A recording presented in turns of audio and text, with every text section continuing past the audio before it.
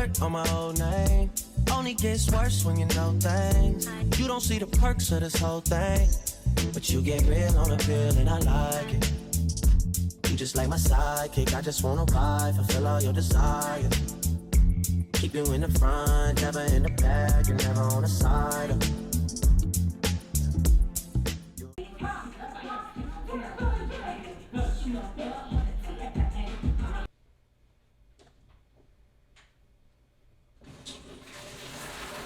Good morning.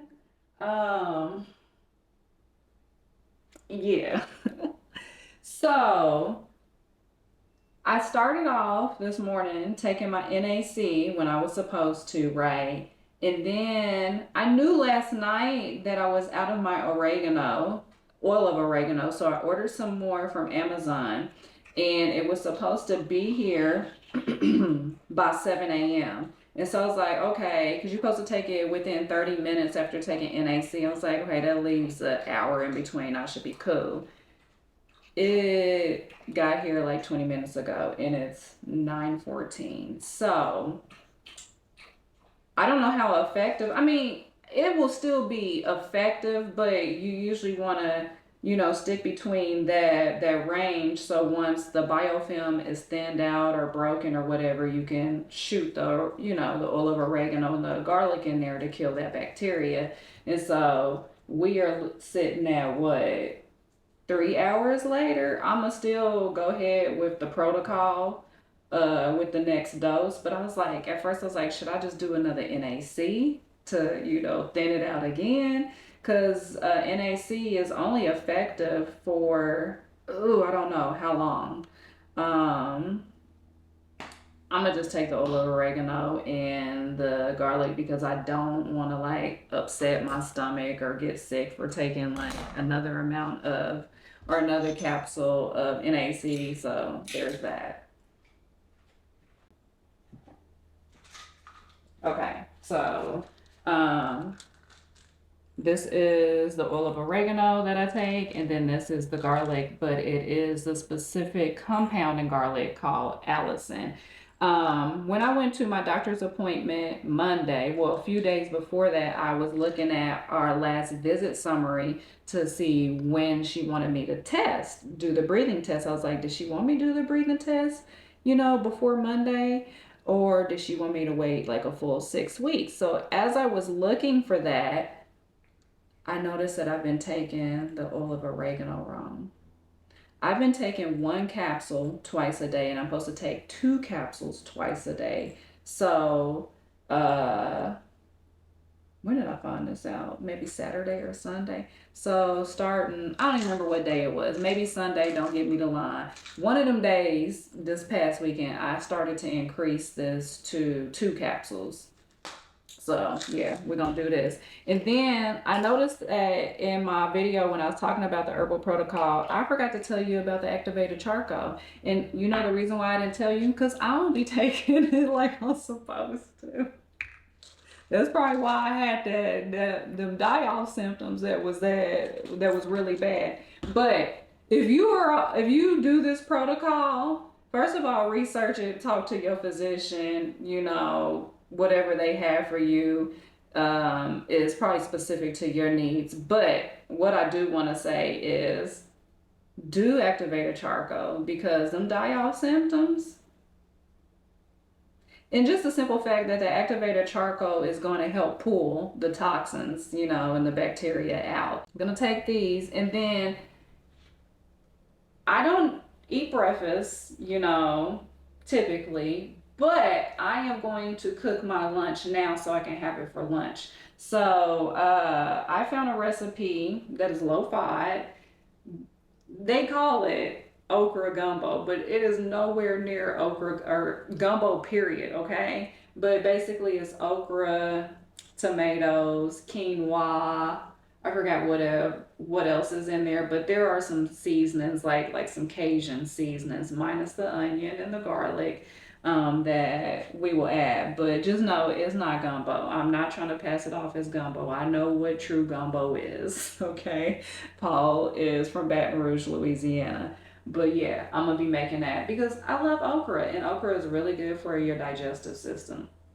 I forgot also, one thing that she told me is to start taking aloe vera juice, which I had been in the past, but I think I was just throwing so many things at my digestive system that I wasn't seeing. I mean, I did see some improvement, like as far as like my bowels and stuff, but the gas and the bloating from the SIBO, nothing changed. But of course, aloe vera does nothing for bacteria, right? So she said, start taking that now just to help me, you know, with movement and stuff. So I already have some. I usually do Lily of the Valley. Is that what she's called? Lily of the Desert? Let me see. This is the brand that the doctor recommended, which I already had. And it lasts a pretty good time. Duration. Where is the expiration date? Okay, yeah, so this doesn't expire to May 2027, but here's what she looks like. And I just found this at Sprouts. I think you can get it at Whole Foods. It might even be at Target. I'm not sure, but I get mine from Sprouts. And all it has is the aloe vera and lemon juice in here. And I like the way it tastes. Like it's not aloe vera to me, like natural aloe vera, if you was to juice it on your own, has a musty taste. You know, like how somebody smells musty? It tastes musty, just like the smell. And so with them adding the lemon to this, I could barely taste anything but like a light lemon flavor. So we'll do this, not right now, but just know that I can start taking aloe vera juice again. You know, I guess I lied to you because I do eat something in the morning, which is I try to have two Brazil nuts every morning. I'm not always consistent with it, but for the most part, I would say 3 to 4 times out of the week, I remember my Brazil nuts. So.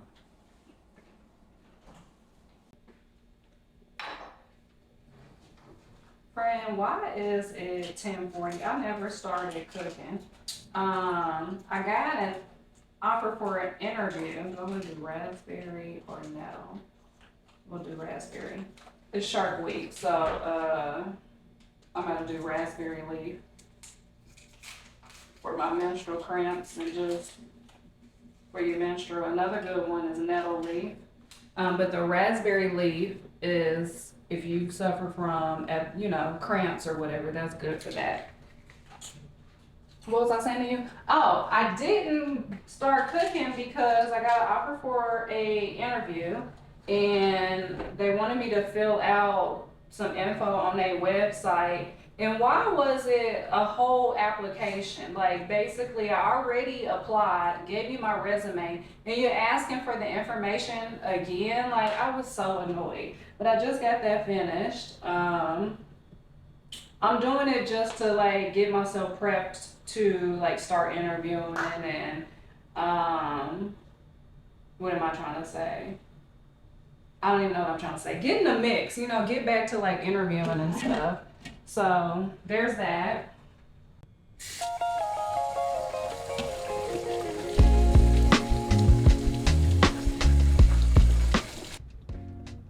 Okay, here's the lineup. Let me grab these green onion tops. I've been using these a lot lately. I need a red bell pepper, but for some reason I don't have one. I ain't never got everything that's supposed to go together, but I swear that I have bought a red bell pepper. Oh, hold on. Need tomatoes. Okay. So for this tomato okra, I'm gonna call it a stew. The recipe call it gumbo, but this is not gumbo, okay?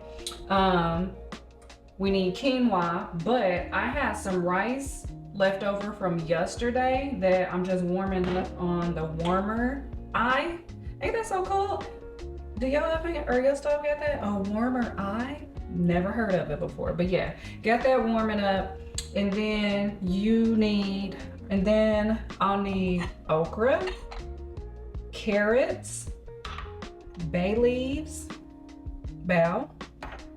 paprika, smoked paprika, but you know my paprika, I like to mix smoked smoked paprika and cayenne together. And then here's the hack. I learned that you could have garlic infused olive oil. So it's not as fermentable in the stomach. So if you miss the flavor of garlic infused olive oil, okay? Look at me learning stuff. Then I got some thyme, fresh thyme. We got our green onion tops, crushed tomatoes, or you could use regular tomatoes. I always get crushed tomatoes because this gonna sound crazy when I say this. I don't like tomatoes. I like to eat sun-dried tomatoes. I can eat tomatoes if it's like puree blended up, but if it is like chunks of tomatoes, I can't. I can't do it. So anyway, we're gonna chop this down smaller pieces of okra. Hopefully I didn't forget to tell you anything else that I need for this recipe, but I'm sure I forgot something. Now I know my wife. Get that off of there.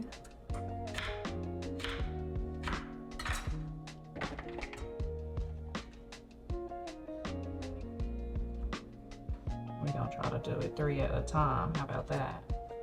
Oh!